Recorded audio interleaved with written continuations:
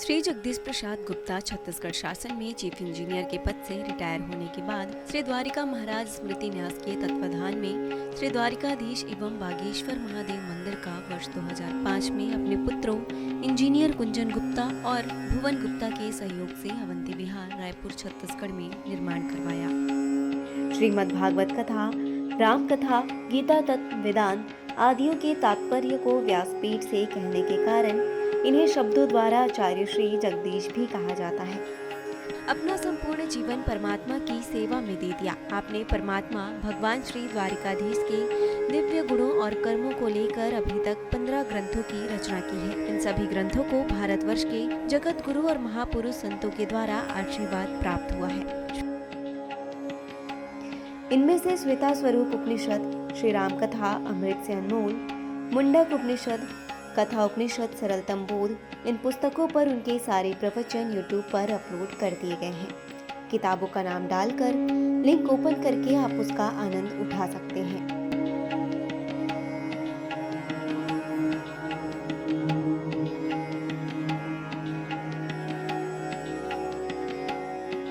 उनके ग्रंथ श्रीमद् भागवत और वेदांत सार के चतुर्थ खंड का अष्टम विचार रामलीला का आश्रय का उद्बोधन सुन रहे हैं आप। हरि ओम।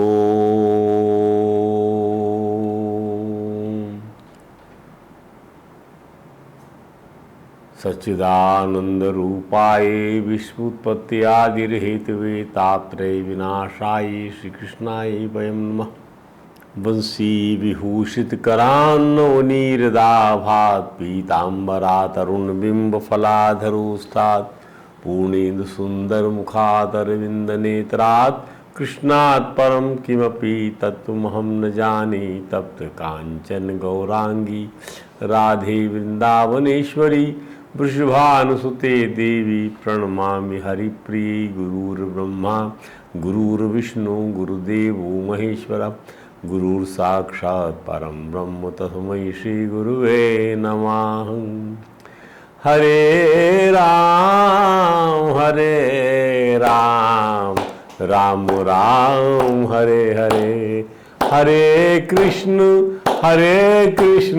कृष्ण कृष्ण हरे हरे। बोलिए परात्पर पवन त्रिलोकीनाथ भक्त वांछा कल्प तरु भक्त वत्सल कृपण शरणागत वत्सल भगवान श्री द्वारकाधीश महाराज की जय। भगवान श्री बांके बिहारी लाल की जय। भगवान श्री रास बिहारी लाल की जय। भगवान श्री राधा दामोदर नाथ की जय। भगवान राधा कृष्ण सरकार की जय।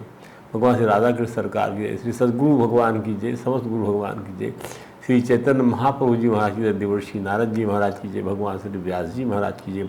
परम भागवत भगवान श्री सुखदेव जी महाराज की जय। जय श्री राधे, जय जय श्री राम।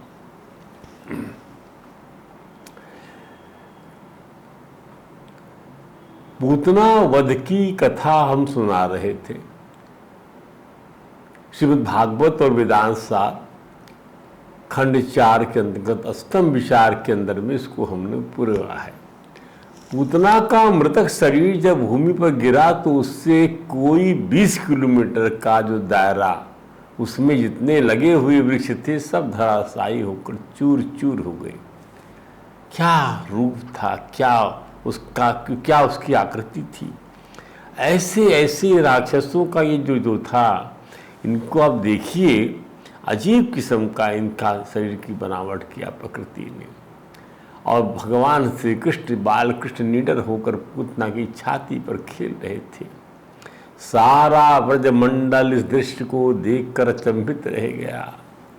भगवान के प्रेमियों ने बाल कृष्ण को उठाकर गोद में ले लिया और अत्यधिक आनंदित हुए। जो माता यशोदा और माता रोहिणी पूतना को एक अजनबी महिला मान रही थी, पहचान नहीं पा रही थी, वही अब बाल कृष्ण को चवर डुलाती हैं, गोमूत्र से नहलाती हैं, गोधूलि का लेप करती हैं। तो यदि कोई बाल कृष्ण को सर्वशक्तिमान मान ले, जान ले, तो वह ऐसी प्रार्थनाएं क्यों करेगा कि भगवान तुम्हारे पैरों की रक्षा करे, नारायण तुम्हारे हाथों की रक्षा करें। पुंडरीकाक्ष तुम्हारी घुटनों की रक्षा करे, माधव तुम्हारी जांघों की रक्षा करे। अरे प्रेम ही वह पुरुषार्थ है जिसमें ऐश्वर्य के लिए कोई जगह नहीं है, ऐश्वर्य के लिए कोई जगह नहीं है। प्रीतम से सभी लोग सब कुछ चाहते हैं। प्रीतम माने हमारे भगवान, परंतु प्रीतम की खुशी किसमें है ये नहीं जानते। प्रीतम को सबसे अधिक खुशी होती इस बात से कि उससे कुछ ना मांगे। मांगने वाले से लोग दूर भागते हैं। उन्हें प्रेमी अपना सर्वस्व दे दे तो वे बहुत बहुत खुश हो जाते हैं। वात्सल्य प्रेम में इस प्रकार सर्वस्व देने का सत्य अधिक है। श्रीमद् भागवत में लिखा है क्या, ये तत् पूतना मोक्षम कृष्णस्य अर्भकम अद्भुतम। शृणुयात् श्रद्धया मर्त्यो गोविंदे लभते रति। भगवान कृष्ण का प्रेम प्राप्त कर लेता है जो पूतना के उद्धार का, भगवान कृष्ण के इस बाल रूप किस अद्भुत कर्म को सुनता है तो उससे भगवान के प्रति अनुरक्ति प्राप्त होती है। हमें भी अपने बालकों की रक्षा के लिए गोमूत्र और गोबर का ही छींटा देना चाहिए और इस आख्यान का स्मरण करना चाहिए। हमारा यह पुरुषार्थ बहुत लाभदायक होगा। गोमूत्र गोबर के उपयोग से हमारे भगवान बड़े खुश होते हैं। पूतना मोक्ष के आख्यान से उन पर हमारा वात्सल्य प्रेम दृढ़ होगा, हमारी अविद्या नष्ट होगी, तभी तो लालन पर हमारे मन गोकुल में विराजेंगे। लालन हमारे मन गोकुल पर विचारेंगे। ध्यान दीजिए कि पूतना श्रृंगार करके आई थी, संतों ने इसकी आध्यात्मिक विवेचना किया। अब इसको समझिए। उनका कहना है कि अविद्या जब भी आती है, अविद्या 5 दोषों को लेकर आती है। ये श्रृंगार समझिएगा। अब इसको दोष के रूप में देखिए। पहला दोष है देहाध्यास, इंद्रियाध्यास, प्राणाध्यास, अंतःकरणाध्यास और स्वरूप विस्मृति अध्यास। अध्यास माने क्या? अपवित्र को पवित्र समझना ही अध्यास है। बदसूरती को खूबसूरती समझना ही अध्यास है। अनात्मा को आत्मा समझना ही अध्यास है। असत्य को सत्य समझना ही अध्यास है। अधिरोपण है किसी चीज का वो तो पहला देहाध्यास है। मतलब क्या हुआ कि हम अपवित्र की किसी अपवित्रता से हमारा शरीर धोखा खा जाए। अपवित्र को पवित्र समझना अध्यास हो गया। तो यदि उस अपवित्र की किसी अपवित्रता से हमारा शरीर धोखा खा जाए तो देहाध्यास होगा। कहते कि पूतना ने जो वेणी बनाई थी उससे रोहिणी माँ और यशोदा माँ जैसी दिव्य आत्माएं भी अचंभित रह गई। वाह! उसकी वीणी की अपवित्रता को पवित्र समझ लिया गया। ऐसी वीणी तो कोई बना नहीं सकती और मोहित हो गई और उसे रोक नहीं पाई। उसकी सुंदरता से मंत्रमुग्ध होना, इंद्रियाध्यास का दोष उनमें प्रवेश कर गया। अपनी इंद्रियों को उन्होंने जो है इस अपवित्रता से अपनी इंद्रियों के ऊपर में आरोपण कर लिया। अरे कितनी सुंदर दिख रही है इसकी वीणी, कितना सुंदर केश विन्यास, इंद्रियाध्यास हो गया। जब देहाध्यास और इंद्रियाध्यास का दोष आएगा तो क्या हो जाएगा? विवेक लुप्त हो जाएगा। Your vivek will go away. विवेक का लुप्त होना ही तो स्वरूप विस्मृति है। ध्यान दीजिए।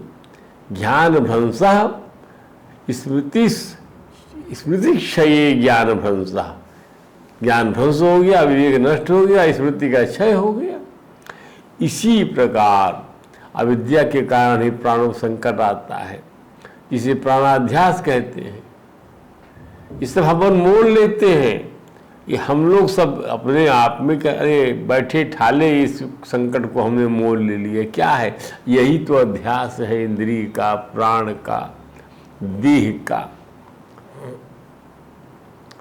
और अंतःकरण कलुषित हो जाता है, उसे अंतःकरणाध्यास कहते हैं। प्रेमी को अविद्या के इस दोष से बचना चाहिए।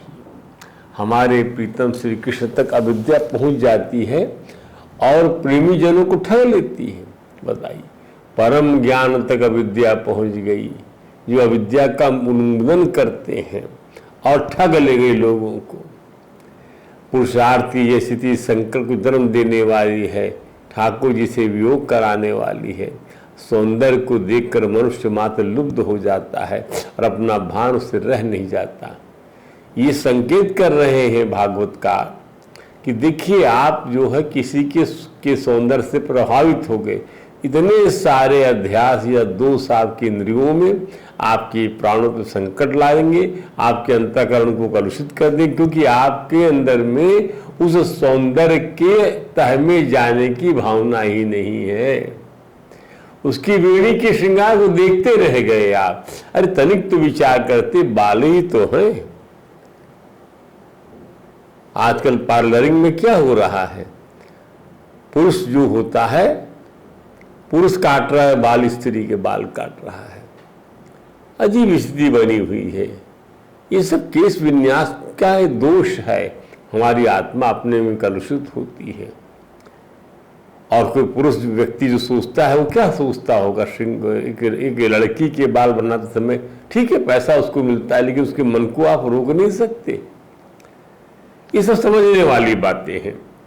तो सौंदर्य को देखकर मनुष्य मात्र लुब्ध हो जाता, अपना भान उससे रह नहीं जाता। यही कारण था कि ब्रजवासी भी पूतना के बनाव श्रृंगार पर मोहित हो गए और उसे रोक टोक भी नहीं पाए। परंतु चमड़ी की इस रूप रंग पर मोहित होकर आत्म सौंदर्य रूपी नन्हे कन्हैया को विस्मित कर देना अच्छा नहीं है। आत्म सौंदर्य विस्मित हो रहा है आजकल। ये जो पार्लरिंग के इस चक्करबाजी में, यदि उस पार्लरिंग की अप्रोच सही रहे, एक महिला के बाल काटे समझ में आता है, लेकिन कई जगह हमने देखा ये प्रकृति जब होती तो उसको माइंड नहीं करते। ये चीज़ अच्छी नहीं है। आज सौंदर्य रूपी नन्हे करे उसका देना अच्छा नहीं। उसका शरीर तो सुंदर है, किंतु हृदय विष से भरा हुआ वही पूतना है। पूतना बाहर से तो बड़ी सुंदर थी, किंतु उसका मन बड़ा मैला था। जिसकी वस्त्र तो सुंदर है, किंतु मन अस्वच्छ है, वही पूतना है। क्या बात! मन बड़ा मैला है। इस मन को पहचानना आना चाहिए। कैसे पहचानेंगे मन को आप? मन को पहचानने के लिए ध्यान दीजिए कि मर्यादाएं आपकी जो है, उस मर्यादा में व्यवहार होना चाहिए। इसको समझने की आवश्यकता है। मर्यादा का क्या है? आज मर्यादा तो मारी जा रही है आजकल।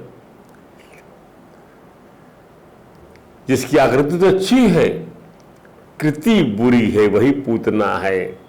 चरित्र की जांच पड़ताल किए बिना किसी का पानी तक ना पिया जाए, चाहे बर्तन प्याले चमचमाते क्यों ना हो। यदि चरित्रवान ना हो तो क्या उसका पानी पिया जाए? किंतु उसका मन मैला हो सकता है। बड़े बड़े तपस्वी भी सौंदर्य के मोहजाल में फंस चुके हैं। अब आमना सामना हो जाने प्रशंसा करे, किंतु उसकी अनुपस्थिति में निंदा करे, वही पूतना है। सामने आ गए, हाँ बड़े सुंदर हैं, बड़े अच्छे हैं, अरे बहुत बेकार आदमी हो, सामने तारीफ कर दिया इसकी। तो ये सब चीज़ें क्या है? यही पूतना के लक्षण हैं। जीव का स्वभाव उस पूतना जैसा ही है। अपनी आत्मा पर अज्ञान अविद्या का आवरण चढ़ाकर वह विषयानंद में डूब जाता है। किसी के बाह्य रंग बनाव श्रृंगार से मोहित नहीं होना चाहिए। जो बाहर से सुंदर हो वह भीतर से सुंदर ही होगा, ऐसा मान लेना मूर्खता है। जो बाहर से सुंदर है पर भीतर से भी सुंदर होगा, ऐसा मान लेना बहुत भारी मूर्खता है। पूतना दुष्टा थी, फिर भी ब्रजवासी उसके रूप रंग के कारण धोखा खा गए। अक्सर पार्टीज में देखिए क्या होता है, कई लोग आते अच्छा कपड़ा लत्ता पहन के आते रहता, भाई हमने किसी को बुलाया होगा, तो बस वही धोखा हो जाता है। इसलिए सब परिचित को दिखा करिए, कोई देखने वाला होना चाहिए। वासना उभर जाने पर जीव अपना स्वरूप भूल जाता है। वासना उभर गई, विवेक कुंठित हो गया, स्मृति चली गई, विवेक चला गया, स्मृति चली गई। तो पूतना रूपी अज्ञान के कारण ही स्वरूप स्मृति या विवेक का नाश होता है। पूतना रूपी अज्ञान के कारण ही स्वरूप स्मृति या विवेक का नाश होता है, और इससे बढ़कर मनुष्य का और कोई नुकसान नहीं है। नातः परतरम लोके पुंसाम स्वार्थ व्यतिक्रमा, स्वार्थ की हानि हो जाती है। हमारे परम लाभ का जो है परम लाभ जो है वो नष्ट हो जाता है। इसको इंद्रियों का आकर्षण हमारे ज्ञान को भ्रष्ट करता, हमारा मन वहीं चला जाता है, और हमारा ज्ञान भ्रष्ट होने से, विवेक नष्ट होने से हमारी स्मृति चली जाती है। तदरूधम कवियो प्राह आत्मना आत्मा आत्मना अपन आत्मा अपन आत्मना, अपने आप से अपने आप को आपने नष्ट कर लिया, कोई किसी ने नहीं किया, आपने खुद कर लिया अपने आप से अपने आप को नष्ट। कौन आया बीच में? आपकी आंखें आई, आपका मन आया, कोई नहीं आया बीच में। तो खामियाजा कौन उठाएगा? आप ही उठाइए। तो तदरोधम कवियोपा आत्मा अपन आत्मना, आत्मा से अपने आप का आपने नुकसान कर लिया। उससे बढ़कर क्यों? आत्मा से सब चीज प्रिय लगती है, और उसी को आपने मार डाला। तदधि अन्यस्य प्रेयस्तम आत्मनः स्वाव्यतिक्रमः, अपनी आत्मा का निरादर कर दिया आपने। ये इसका अर्थ है। बड़े बड़े संत लोग जो कहते हैं वो आपको बताते हैं, वासना रूप इतना का विनाश होने पर ही कृष्ण कृष्ण मिलन हो पाता है। ये चीजें इतनी लिखी हुई है शास्त्रों में। वासना रूपी पूतना तो एक रूपक है। पूतना माने क्या? एक रूपक है। वासना ही पूतना है या पूतना वासना है? नहीं, वासना ही पूतना है। वासना रूपी पूतना जो है, जिसमें वासना कूट कूट के भरी हुई है, जो वासना से रंगी हुई है, पची हुई है, सराबोर है, उसी की वजह से जो है वह पूत नहीं हो पा रही है। ऐसी है पूतना, इसलिए उसको पूत ना, जो पूत नहीं है, क्योंकि वासना भरी हुई है। हृदय उसका जो है वासना में गंदा पड़ा हुआ है।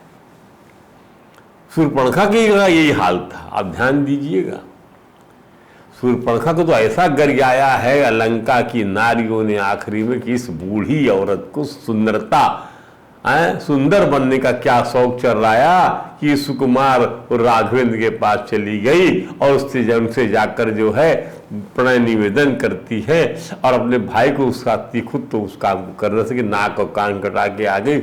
आज सब लोगों को मार डाला इस औरत ने।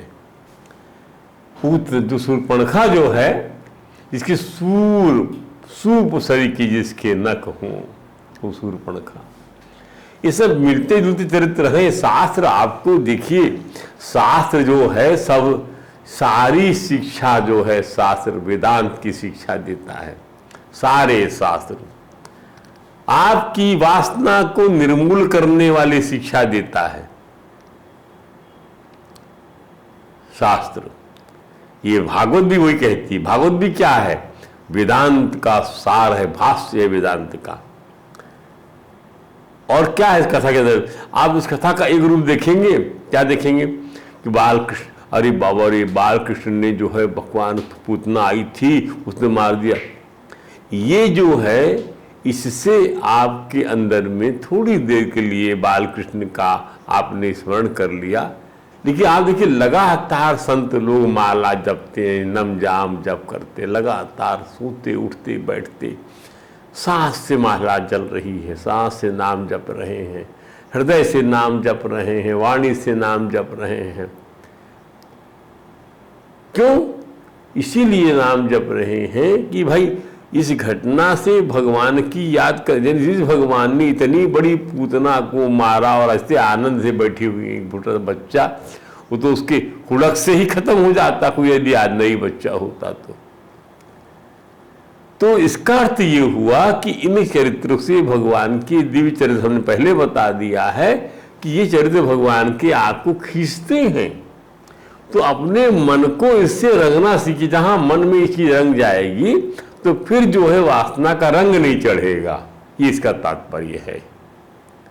वासना का रंग चढ़ जाता है क्योंकि वहां पर कन्हैया का रंग नहीं चढ़ा पाए आप। आपके अंदर में अध्यास चढ़ा हुआ है, अध्यास, असत्य को सत्य मानने का अध्यास, अपवित्र को पवित्र मानने का अध्यास।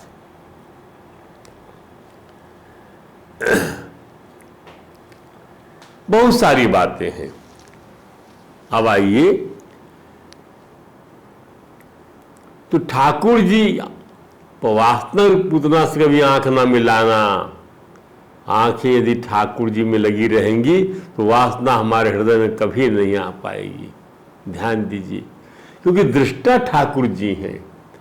आंखें देखती हैं, वो छाया है, और दिखने वाला कौन है? आप नहीं। दिखने वाला जो दृष्टा है वह है हमारा स्वरूप, हमारे परमात्मा, हम स्वयं। हमसे मतलब हमारा देह नहीं, हमारा आत्मा देखने वाला है, जो आंख से दिखाई नहीं देता पर आंख को देखता है, जो कान से सुनाई नहीं देता पर कान से सुनता है, जो मन से मनन नहीं आता पर मन में मनन करता, जिसका मन मनन करता है, ऐसा है वह।